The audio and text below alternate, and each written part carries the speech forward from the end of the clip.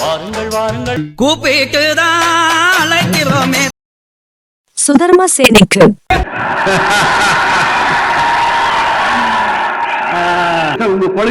ஸ்வதர்ம பரிபாலனா. முதலில் ஒருத்தர் தன் உடம்பையும் மனசையும் ஆரோக்கியமா வச்சுக்கணும். ரெண்டாவது தன் குடும்பத்தை சந்தோஷமா வச்சுக்கணும். மூணாவது தன் சுத்தி இருக்கிறவங்களுக்கு உதவி செய்யணும். உதவி செய்யலைன்னாலும் உபதிரவம் செய்யக்கூடாது. இந்த 3 செய்யறவனும் தானும் சந்தோஷமா இருப்பான், மற்றவங்களாலையும் மதிக்கப்படுவான்.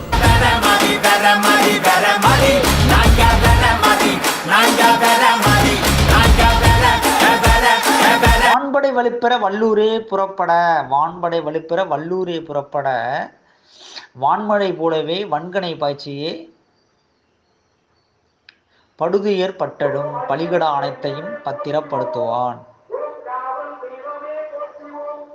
இப்படி யாரையெல்லாம் பண்ற தீமைகள் பண்றவங்களாம் என்ன பண்றாங்க? வான்படை வலுப்பெற அப்படின்னா வான்படை வருது, போர் விமானங்கள்லாம் நிறைய வருதான். வல்லூரே புறப்பட, வல்லூருங்க தான் பருந்து விமானத்தை தான் சொல்றாரு, போர் விமானங்களை அவர் சொல்றாரு. இந்த போர் விமானங்கள் மூலம் வான்மழை போல வன்கனை பாய்ச்சி, அந்த ஏவுகணைகள்லாம் சின்ன சின்ன ஏவுகணைகள்லாம் கொண்டு போடுவாங்க, ஏவுகணையெல்லாம் பாய்ச்சுவாங்க. வன்கனை பாய்ச்சியே படுதுயர் பட்டலும், அப்போ ரொம்ப துயரம் ஏற்படும். பலிகடா அனைத்தையும், யார் யாரெல்லாம் இறந்து போனாங்களோ பலிகடா அனைத்தையும் பத்திரப்படுத்துவான்ங்கிறார். பத்திரப்படுத்தி வைப்பாங்க.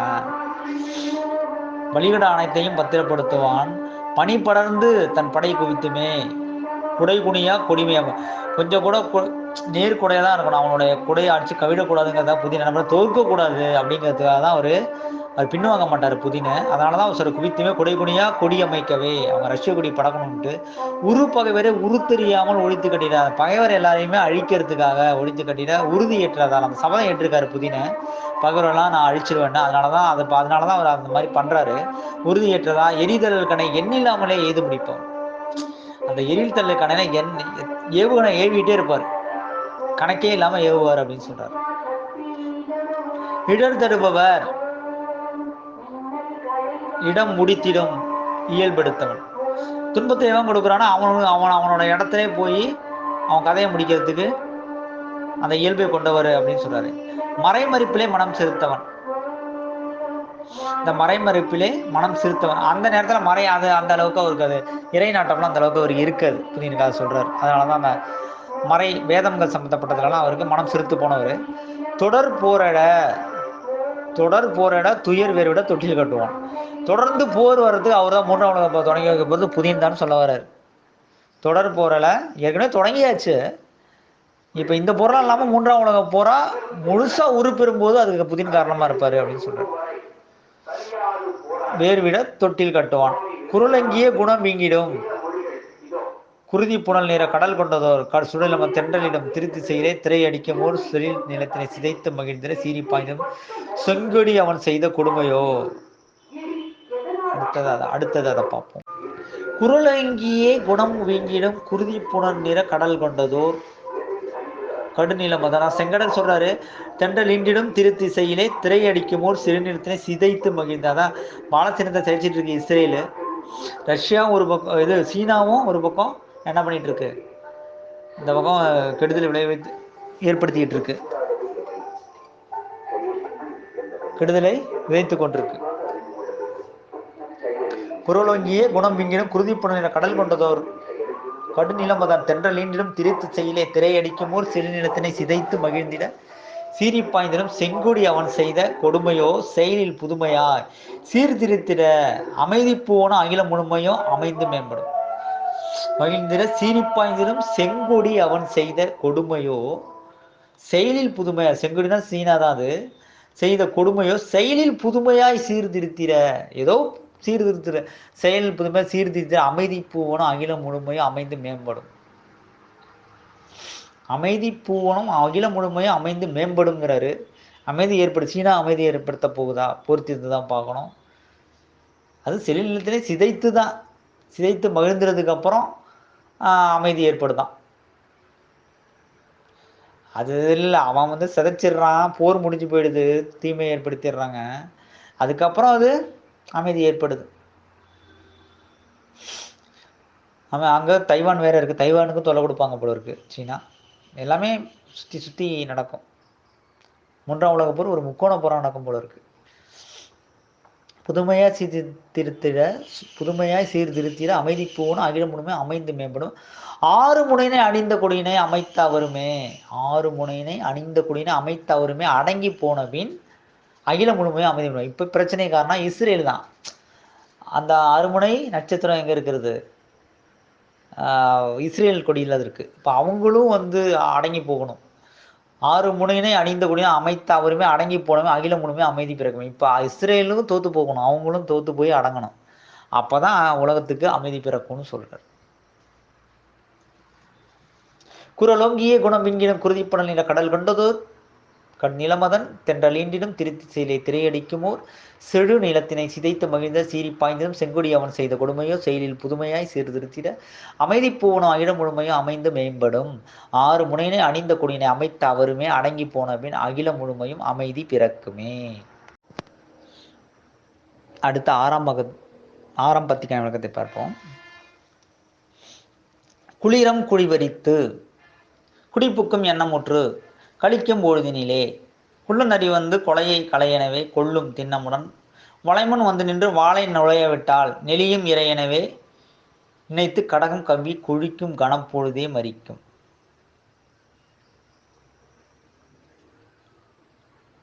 ரெண்டு விதமா பார்க்கணும் பொருள். குளிரம் குழி பெருத்து குடிப்புக்கும் என்ன? குளிரம் என்றால் நண்டு வலை பறித்து அந்த குழி பறிக்கும் இல்லையா, வலைப்பின் வலை கட்டும். அது வலையை வச்சு அது உள்ளே போகும், குழி பறித்து உள்ளே போகும். குடிப்புக்கும் எண்ணம் விட்டு கழிக்கும், அது உள்ளே இருந்து சந்தோஷமாக மகிழ்ச்சியாக இருக்குது வலை அமைத்து உள்ள நண்டு. அப்போ குள்ளநரி அது என்ன பண்ணும்? கொலையை களையனவே கொள்ளும் திண்ணமுடன் அது என்ன பண்ணும்? நண்டை பிடிக்கிறதுக்காக இது என்ன பண்ணும்? நரி போய் என்ன பண்ணும்? குள்ளநரி போயிட்டு அந்த வலைக்குள்ளே வாழை விட்டு ஆட்டும்.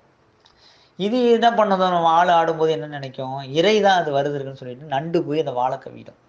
வாழை கவனோட டக்குன்னு வெளியே இழுத்து போட்டு நரி என்ன பண்ணும்? அந்த நண்டு சாப்பிட்ரும், கவ்வி சாப்பிட்ரும். கவ்வி குழிக்கும் கனப்பொழுதே அந்த வாழை கடகம்னா நண்டு கவ்வி குழிக்கும் கனப்பொழுதே மறிக்கும்ங்கிறது. மறிக்கும் தருணமேற்று மாலா காயப்பட்டு கண்ணீர் பெருக்கெடுக்கும். கதையை முடிப்பது போல் கயவர் பலரையுமே கற்கி களை எடுத்து கண்டம் தூய்மைப்படும் அப்படிங்கிறார். இப்போ அது புரியுதா? அது என்ன பண்ணுது? வலையில் போய் நண்டு போய் கொளுத்து போய் நண்டு கொளுத்த, அதாவது நண்டு கொடுத்த வலையில் தங்காதும்பாங்க ஒன்று. அந்த வலையில் போய் வாழை ஆட்டும் போது நரி அது இறை நினச்சி அதை வாழை கவ்வும் போது அது உடனே வெளியே எடுத்து போட்டு நரி கொன்றும் கடிச்சு. அந்த மாதிரி தான் கல்கியும் அந்த மாதிரி எல்லாரையுமே பலரையுமே களை எடுத்து இந்த கண்டமே தூய்மைப்படும் அப்படின்னு சொல்கிறது. குளிரம் குழிபறித்து குடிப்புக்கும் எண்ணமற்று கழிக்கும் பொழுதிலே குள்ளநரி கொலையை களையனவே கொள்ளும் திண்ணமுடன் வளைமன் நின்று வாளை நுழைய விட்டால் நெளியும் இறையனவே நினைத்து கடகம் கவ்வி குழிக்கும் கனப்பொழுதே மறிக்கும் தருணமேற்று மாலா காயப்பட்டு கண்ணீர் பெருக்கெடுக்கும். கதையை முடிப்பது போல் கயவர் பலரையுமே கற்கி களையெடுத்து கண்டம் தூய்மைப்படும். கடமை கடந்த பின்னம் காவியம் ஏற்க வரும் கைத்தல பெருமை சொல்லும். காலமும் ஓயாது காதுகள் இசை கேட்டு கணமும் அகலாது கிட்டிய மட்டுமவன் கீர்த்தியும் அடங்காது. குட்டிடும் முரசுரனே கூத்தனிவன் அருளோடு எம் கொற்றவன் புகழ்பாடும் கொற்றவை கண்டேனே. என் கண்டம் தூய்மைப்படுது. கடமையெல்லாம் முடிச்சாச்சு. கல்கி கடமையெல்லாம் முடிச்சதுக்கப்புறம் என்ன ஒன்றா காவியமே படைப்பாங்க. அப்போ காவியம் ஏற்க வரும் கைத்தல பெருமை சொல்லும். கல்கியோட கையே அந்த பெருமையை சொல்லும். காலமும் ஓயாது காதுகள் இசை கேட்டு அவன் கல்கியை பற்றின காவியங்கள் படைத்த பிறகு பாடல்கள்லாம் நிறைய கல்கியை பற்றி வரும். அதெல்லாம் இசை காலமும் இசைக்குங்கிறாங்க. பெருமை சொல்லு காலமும் ஓயாது காதுகள் இசை கேட்டு கணமும் அகலாது. அந்த அளவுக்கு இசை பெருகும். கல்கியை பற்றின பாடல்கள்லாம் நிறைய வரும், இசை கேட்கும், கணமும் அகலாது கேட்குங்கிறது. கிட்டிய மட்டும் அவன் கீர்த்தியும் அடங்காது, அந்த புகழும் அடங்காது. அவ்வளோ புகழ் இருக்கும் கல்கிக்கு, அழிவில்ல ஆட்சியாளனுக்கு அடங்காது. கொட்டிடும் முரசுரனை முரசு கொட்டும், வெற்றி முரசுகள் கொட்டிடும் முரசுரனை கூத்தனிவன் அருளோடு, கூத்தனாய தில்லை கூத்தனாகிய சிவபெருமானுடைய தில்லை நடராசனுடைய அருளோடு எம் கொற்றவன் புகழ்பாடும் கொற்றவை கண்டன. கொற்றவைன்னா பாலைநில தெய்வம் கொற்றவை. இப்போ கொற்றவை தெய்வம் தமிழோடைய வழிபாட்டிலையும் இருந்து கொற்றவை காளின்னு சொல்லுவாங்க, காளி கொற்றவைன்னு சொல்லுவாங்க. அந்த கொற்றவை என்ன பண்ணுறாளாம்? புகழ் பாடுறாளாம். கொற்றவன் புகழ்பாடும் கொற்றவை கண்டேனே. அந்த கொற்றவனுக்கு புகழ் பாடுகிற கொற்றவை யாரு? அரம்பாடி சித்தர் பார்த்துருக்காரு, தன்னோட ஞான திருஷ்டியில் பார்க்குறாரு, எதிர்காலத்தில் நடக்க போகிறத பார்க்குறாரு. அதை தான் பார்க்குறாரு. அதை தான் இங்கே சொல்கிறார். கடமை கடந்த முன்ன காவியம் இருக்கும் கைத்த வெறுமை சொல்லும் காலமும் ஓயாது காதுகள் இசை கேட்டு கணமும் அகலாது கிட்டிய மட்டுமும் கீர்த்தியும் அடங்காது கொட்டிர முரசுரனை கூத்தணி மணலோடு எம் கொற்றவன் புகழ்பாடும் கொற்றவை கண்டேனே. நன்றி. இப்போ 196ஆம் பாகத்திற்கான முழு விளக்கத்தை நம்ம இப்போ பார்த்துட்டோம். அடுத்து 197வது பாகம் வரும். அதற்கான விளக்கத்தை நாம் பிறகு பார்ப்போம். நன்றி, வணக்கம். இடரினை விரும்பித்தான் இத்தகு பிறப்பினை ஏற்றதன் காரணம் இருளுடை மேகமா எண்ணறு மாயையில் மானிடம் மீட்டிட மறுபடி திணித்ததால் மண்ணிற்குதுவிட மறுமையே கிடைத்தது. இப்ப இந்த துன்பத்தெல்லாம் அவன் விரும்பித்தான் ஏற்றுதான் வந்திருக்கான், அந்த பிறப்பு எடுத்திருக்கான் கல்கி. இத்தகு பிறப்பினை ஏற்றதன் காரணம் இருளுடைய மேகமா எண்ணரும் மாயையும் எண்ணிலா மாயைக்குள்ள இருந்தோம் மானிடம் மீட்டிட எண்ணிலா மாயைக்குள்ள சிக்கியிருக்கிற இந்த மனிதர்களை இந்த மானிடத்தை மீட்டு எடுப்பதற்காக மறுபடி திணிக்கிறாங்க அந்த பிறப்பை அவருக்கு பிறந்தது நீ பிறந்ததான் ஆகணும், இந்த மானிடத்தை மீட்டுதான் ஆகணுங்கிற சிவபெருமானோட கட்டளை, வேற வழி இல்லை. கல்கி துன்பப்பட்டு தான் ஆகணும், இந்த மானிடத்தை மீட்டு தான் ஆகணும். அது அவனுடைய வீதி, அது அவனுக்கு எழுதப்பட்டது. இந்த உலகத்தை ஆளணும், மக்களை மீட்கணும், தர்மத்தை நிலைநாட்டணும், யுகமாற்றம் செய்யணுங்கிறது அவனுக்கு விதித்தது. அதனால் அவன் அதை செய்துதான் ஆகணும். என்னொரு மாயில் மானிடம் மீட்ட மறுபடி திணித்ததால் மண்ணிற்கு உதவிட மறுமையே கிடைத்தது.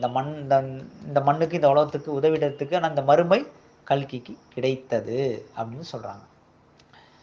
அறநெறிக்கு உதவியே அழும் விழி துடைக்கவே அமுதவன் அரும்பு முன்னாண்டிலே அடிஞ்சினும் அவனி எல்லாமுமே அதிர்ந்திட செய்யுமே. அப்ப இந்த மண்ணுக்கு உதவுறதுக்காக, அறநெறிக்கு உதவுறதுக்காக அழும் விழி துடைக்கவே, அழுகின்ற மக்களுடைய கண்ணீரை துடைக்கிறதற்காக அமுதவன் அரும்பும் வெளிப்படும் போது, அந்த கல்கி வெளிப்படும் போது அடிஞ்சினும் அவனி எல்லாம் எழுமா. உலகமே எல்லாருமே உலக தலைவர்கள்லாம் கொந்தளிச்சு போயிருப்பாங்க, எல்லாம் சினம் எழும், எல்லாரும் அவனே எல்லாமே அதிர்ந்திட செய்யும். அந்த சினம் 2 விதமாக பார்க்கணும், 3 விதமாக பார்க்கணும். இதை உலக மக்கள்லாம் ஒரு நாட்டுக்கும் கோவப்பட்டு கொடுஞ்சினத்தால் அடிச்சுக்குவாங்க. அப்போ கொடுஞ்சினம் எல்லாம் உலகம் முழுக்க இருக்கும். ஒன்று. மற்றொன்று, இவன் இப்படிலாம் நடக்குதுங்கிறது கொதிச்சு அடுஞ்சினத்தோட கல்கி எழும்புவான், எல்லாரையும் தீயவர்கள் அழிப்பதற்கு. அப்போ அவனையெல்லாம் அதிர்ந்தான். அப்போ அப்படி அந்த கடுந்த அடுஞ்சினத்தோட அவன் கிளர்ந்து எழும்போது, கல்கி கிளர்ந்து எழும்போது இந்த அவனி எல்லாமே இந்த உலகம்லாம் அதிர்ந்து போகும் அப்படின்னு பொருள் எடுத்துக்கலாம். இன்னொன்று, அரும்பு முன்னாடில அடிஞ்சினும் அவனி எல்லாமே அதிர்ந்திட செய்யுமே. அதுதான் 2 விதமான பொருள் தான். இந்த கோபம் இப்படியெல்லாம் இருக்கும், கல்கிக்கும் இருக்கும், மக்களுக்கும் இருக்கும். இன்னொரு விதமாக நான் சொல்கிறேன் இல்லையா, 2 விதம். ஒன்று இன்னொன்று சொல்கிறேன் இல்லையா. இன்னொன்று என்னன்னா, அவன் எழும்போது இவனா கல்கின்னு இவன் மேலே கோபமும் இருக்கும், இவெல்லாம் ஒரு ஆளா, இவனும் அவதாரம் அப்படிங்கிற மாதிரியும் இருக்கும். அதனால தான் அப்படி சொல்கிறோம். அறநெறி குதவியே அழும் விழி துடைக்கவே அமுதவன் அரும்பு முன்னாண்டில் அடிஞ்சிடும் அவனி எல்லாமே அதிர்ந்திட செய்யுமே. அனல் வயல் போர்த்திட்டு அழுகுரல் கேட்குமே.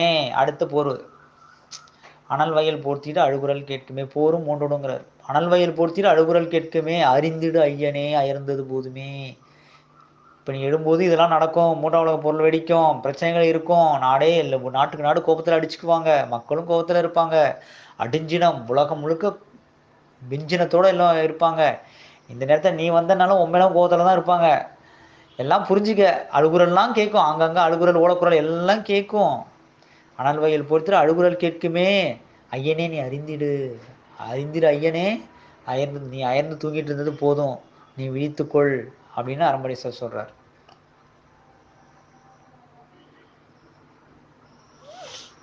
இடரினை விரும்பித்தான் இத்தகு விருப்பினை ஏற்றதன் காரணம் இருட மேகமா என்னொரு மாயில் மானிடமிட்டு மறுபடி திணித்ததால் மண்ணிற்குதுவிட மறுமையே கிடைத்தது.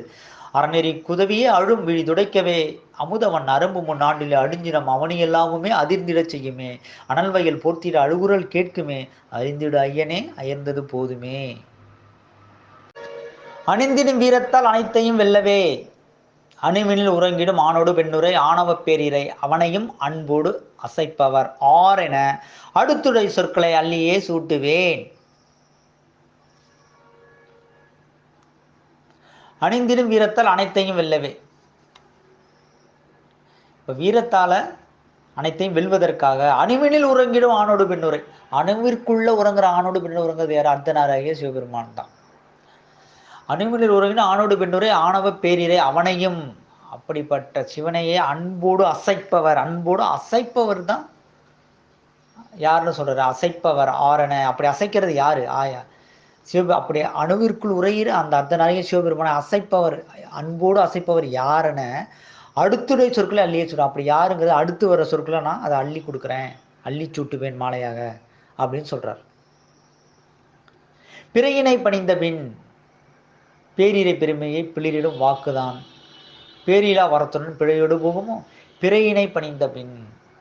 அதான் சிவபெருமானுடைய அந்த பிறையினை பணிந்த பின் பேரிரை பெருமையை பிளிரிடும் வாக்குதான். பேரிலா வருத்தம் பிழையோடு போகுமோ. இப்போ நான் சொல்கிற வாக்கெல்லாம் சிவபெருமான் சூடி இருக்கிற அந்த பிறையை வணங்குறேன். அந்த பிறையை பணிந்த பிறகு பேரிரை பெருமையை, இஸ்லாமியர்களுக்கும் பிறை தான் சின்னம், அதை நம்ம பார்க்கணும். அல்லாதான் சிவபெருமான் தான் இறை. அவன் ஒளி வடிவானவன், உருவத்தவன் உருவமாக ஒன்றானவன் உருவிலி இரண்டானவன். அது அது அது அது அது சொல்லப்படாத தத்துவம், உலகிற்கு புரியாத தத்துவம். அதை தனியாக பார்க்கணும், அது தனி டாபிக், அதை பார்ப்போம். அதை நான் இப்போ சொல்கிறாரு. பிறையினை பணிந்தவன் பேரிரை பெருமையை பிடியிடும் வாக்குதான். என்னுடைய வாக்கு பிழையாக போகாது அப்படின்னு சொல்கிறாரு. மறை சொல்லும் மாண்புடன் மனங்கொள்ளும் நோன்பினை, மறை சொல்லும் மாண்புடன் மனங்கொள்ளும் நோன்பினை மதிப்போடு முறிப்பவர் மன்னவன் குடக்கினில் மடிவது பெருகிடும். இப்போ நோன்புனா இஸ்லாமியர்களுக்கு பிரச்சனை வரும் அப்படின்னு சொல்றாரு.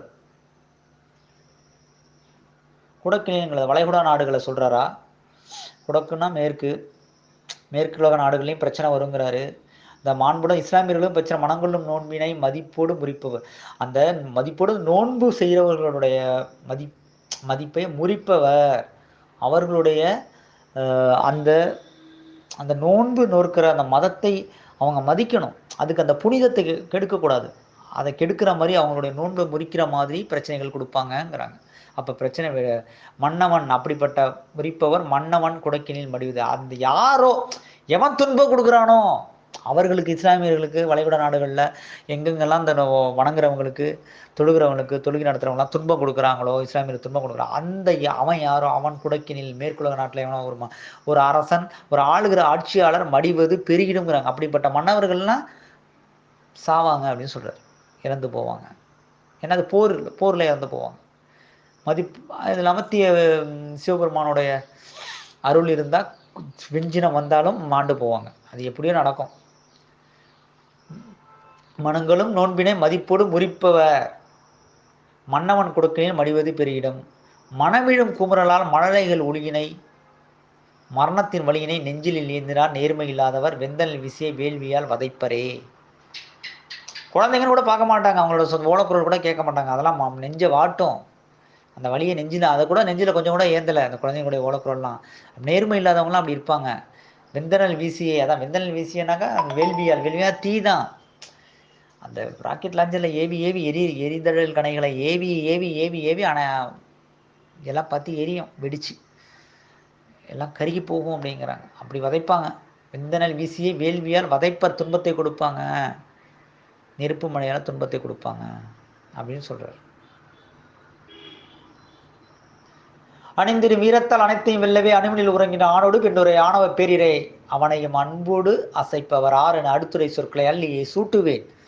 பிறையினை பணிந்தபின் பேரிரை பெருமையை பிளிரிடும் வாக்குதான். பெரிலா வரத்துடன் பிழையோடு போகுமோ.